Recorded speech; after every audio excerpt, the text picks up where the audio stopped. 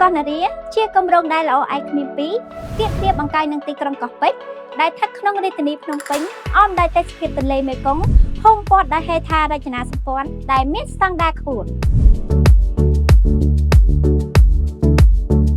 Noria City អភិវឌ្ឍដោយក្រុមហ៊ុន OCIC មានការរៀបចំនិងបែងចែកទៅតាមប្លុកនីមួយៗយ៉ាងច្បាស់លាស់ដែលរួមបញ្ចូលដោយអគារពាណិជ្ជកម្ម ខុនដូ លំនៅដ្ឋាន ផ្សារទំនើប សណ្ឋាគារលំដាប់អន្តរជាតិនិងកន្លែងដើរលេងកម្សាន្តជាច្រើនទៀត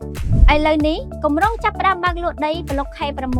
ជូនដល់អតិថិជនដែលមានតម្រូវការចង់បានប្រភេទដីសាងសង់អគារពាណិជ្ជកម្ម ខុនដូ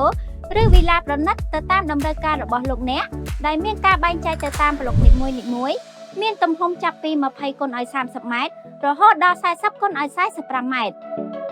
ដីជួរខាងមុខបែរទៅទន្លេជាប់ផ្លូវ12ម៉ែត្រអាចសាងសង់វិឡាឬភូមិគ្រឹះបានកម្ពស់18ម៉ែត្រដីជួរកណ្ដាលជាប់ផ្លូវ14ម៉ែត្រអាចសាងសង់បានកម្ពស់25ទៅ36ម៉ែត្រដីជួរកណ្ដាលជាប់ផ្លូវធំនរា20ម៉ែត្រអាចសាងសង់អគារពាណិជ្ជកម្មខុនដូខ្ពស់បានលើសពី36ម៉ែត្រអាស្រ័យលើការសុំច្បាប់អនុញ្ញាតសាងសង់ជាក់ស្ដែង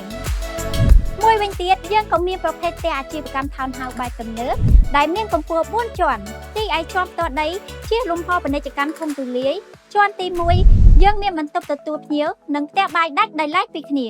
ជាន់ទី2និងជាន់ទី3មានបន្ទប់គេង4សម្រាប់ស្នាក់នៅរីឯជាន់ទី4វិញយើងមានបំពាក់ជូនដំបូល Skyline ដែលមានពន្លឺព្រះអាទិត្យចេញចូលបានល្អស័ក្តិសមបំផុតក្នុងការរស់នៅឬបើកអាជីវកម្ម